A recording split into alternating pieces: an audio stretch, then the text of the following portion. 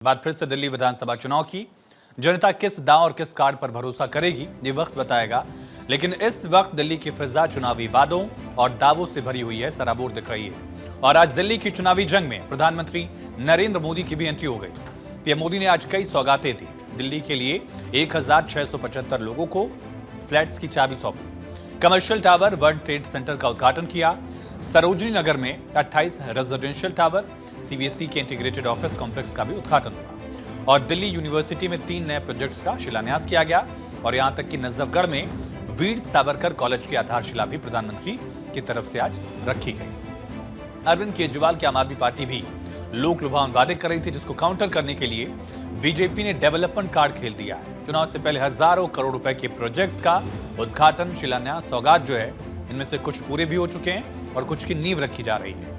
इस मौके पर पीएम मोदी ने आम आदमी पार्टी पर जमकर वार किया और आपको आपदा कहा। साथियों, देश भली भांति जानता है कि मोदी ने कभी अपने लिए घर नहीं बनाया। मैं भी कोई शीश महल बना सकता था,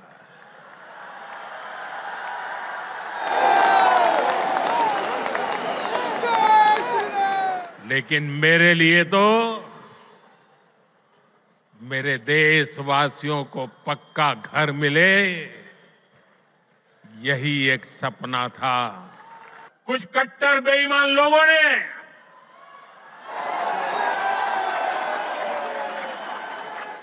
दिल्ली को आपदा में धकेल दिया।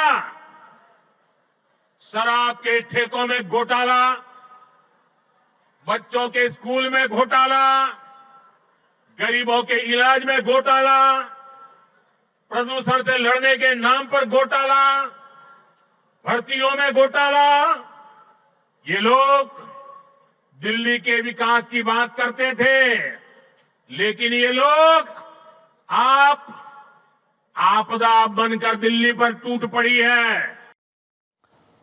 तो पीएम मोदी आज फुल एक्शन में देखिए, आम आदमी पार्टी के नेताओं को चौतरफा घेरा। अपने करीब 45 मिनट की स्पीच में प्रधानमंत्री मोदी पूरी तरह से हमलावर रहे। पीएम के वार पर अरविंद केजरीवाल ने भी अपने शासनकाल में विकास की बातों को, उपलब्धियों को गिनवाने का प्रयास किया। इन 10 सालों में आम आदमी पार्टी की दिल्ली सरकार ने क्या क्या काम किए, आज अगर आप मुझे बताने के लिए बोलें तो शायद मुझे 2-3 घंटे भी कम पड़े। अगर उन्होंने 10 साल में काम किए होते तो शायद आज उन्हें दिल्ली के लोगों को इतनी गालियां देने की जरूरत ना पड़ती। वो अपने काम गिनाते, वो गालियां ना देते। जो व्यक्ति काम करता है वो गाली नहीं देता। जब तो ये तो वार पलटवार वाली बात हुई, लेकिन खास बात यह है कि चुनाव की तारीखों के ऐलान से पहले ही सभी पार्टियां हिंदुत्व की पिच पर बल्लेबाजी करना शुरू कर चुकी हैं। बीजेपी को हिंदुत्ववादी पार्टी का टैग चस्पा, लिहाजा बीजेपी प्लान के मुताबिक चुनाव प्रचार में जुटी है। और आज पीएम मोदी ने दिल्ली वासियों को जो सौगातें दी, उनमें एक वीर सावरकर के नाम पर कॉलेज भी शामिल है। सावरकर के नाम पर कॉलेज की नींव रखने के साथ ही सियासी संग्राम भी बढ़ा। कांग्रेस की छात्र शाखा, छात्र संगठन कांग्रेस का जो एनएसयूआई है, उसने मांग की कि कॉलेज का नाम पूर्व प्रधानमंत्री डॉक्टर मनमोहन सिंह के नाम पर रखा जाना चाहिए। वीर सावरकर का नाम आते ही विपक्ष के कई दल परेशान भी हो जाते हैं, जबकि बीजेपी वीर सावरकर के जरिए क्लियर मैसेज देती है। ऐसे में आपको वीर सावरकर के बारे में बताते हैं। कौन थे वीर सावरकर? भारत के स्वतंत्रता सेनानी के तौर पर उनकी पहचान है। देश में जाति व्यवस्था के उन्मूलन की वकालत की उन्होंने। वीर सावरकर को अंग्रेजों ने कई दशक तक जेलों में रखा। उन्हें सेलुलर जेल, अंडमान निकोबार द्वीप समूह में जेलों में रखा गया। वीर सावरकर का प्रसिद्ध नारा था, सभी राजनीति का हिंदूकरण करें और हिंदू धर्म का सैन्यकरण करें। यानी हिंदुत्व और विकास के जरिए बीजेपी दिल्ली में झंडा बुलंद करने में जुटी है। 26 साल से दिल्ली की सत्ता से बाहर रही बीजेपी इस बार उम्मीद सजो रही है कि 2.5 दशक का सूखा इस बार खत्म होगा और आम आदमी पार्टी भी हिंदुत्व की चाशनी में एक बार फिर से सरकार बनाने में जुटी हुई है। सत्ता का चौका लगाने के लिए लगातार कोशिश की जा रही है।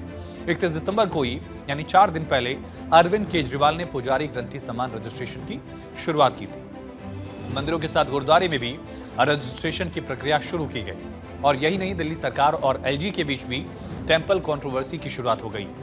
दोनों के बीच मंदिर पर महाभारत शुरू हो गई है। एलजी वीके सक्सेना के दफ्तर ने आम आदमी पार्टी सरकार पर पिछले साल शहर में 9 मंदिरों को ध्वस्त करने की मंजूरी देने का आरोप लगाया है। आतिशी ने क्या आरोप लगाया, समझिए।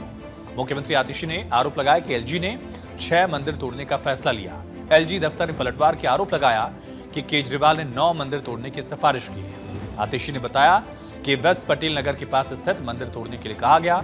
एलजी दफ्तर की तरफ से कहा गया कि अरविंद केजरीवाल ने 8 फरवरी 2023 को मंदिर तोड़ने का आदेश दिया था।